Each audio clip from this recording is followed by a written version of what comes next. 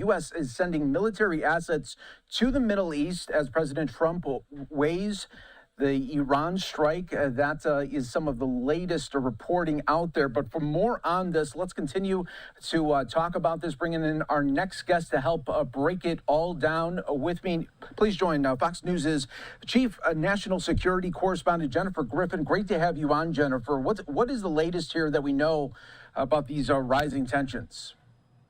Well, thank you, Mike. The State Department today announced new sanctions against Fardis prison, where many female political prisoners are held. Ali Larijani, the head of the Supreme Council for National Security, he was sanctioned, and 18 individuals or entities linked to a shadow banking network involved in laundering the regime's oil revenues.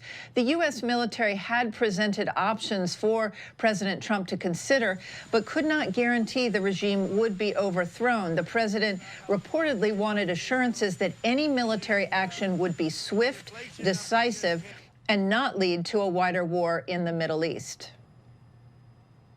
It's out there that are, in my view, not accurate. President Trump's resolve is not the question. The question is, when we do an operation like this, should it be bigger or smaller? I'm in the camp of bigger. Time will tell. I'm hopeful and optimistic that the regime days are numbered. Senator Lindsey Graham is heading over to Israel this weekend to discuss options. So what would the president's military options look like? The U.S. military posture in the Middle East was not ready for a decisive strike. It had no aircraft carrier in the Middle East for the first time in years because the Pentagon ordered the USS Ford to the Caribbean. Yesterday, 2 aircraft carriers left their ports in San Diego and Norfolk. It's not clear whether they have orders to proceed. And the USS Lincoln in the South China Sea may be repositioning to the Middle East, but would not be in position for another week or 2. Also, the U.S. returned one of its anti-missile batteries back to South Korea and other missile defense batteries back to the United States following last summer's strike on Iran's nuclear sites, which burned through a lot of interceptor missiles that have yet to be replaced. Military experts say the president still has a lot of firepower in the Middle East, to likely include an Ohio-class submarine capable of firing up to 154 Tomahawk missiles. Regime targets could include missile production and storage sites, oil refineries key to their economy, or to go after some of the leaders themselves. This former U.S. Supreme Allied Commander recalls how Israel decapitated Hezbollah. The Israelis used cyber attacks to bring leadership together so that they could bomb and kill the leadership. So there are multiple tools that can be used in different ways to cause these very same kinds of problems to this regime. And I believe we should be there. We should not only be attacking them in a cyber way, but we should be entering into the information warfare piece. There are economic and cyber options at the president's disposal, including accelerating the collapse of the banking system, Mike.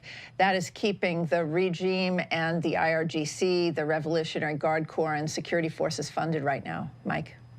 Jennifer, it has been such a week here with these tensions. I think a lot of people were surprised yesterday when President Trump made some news inside the Oval Office saying that, you know, he felt like the killing was over in Iran and really maybe stepping back from his red line that he put really in the ground.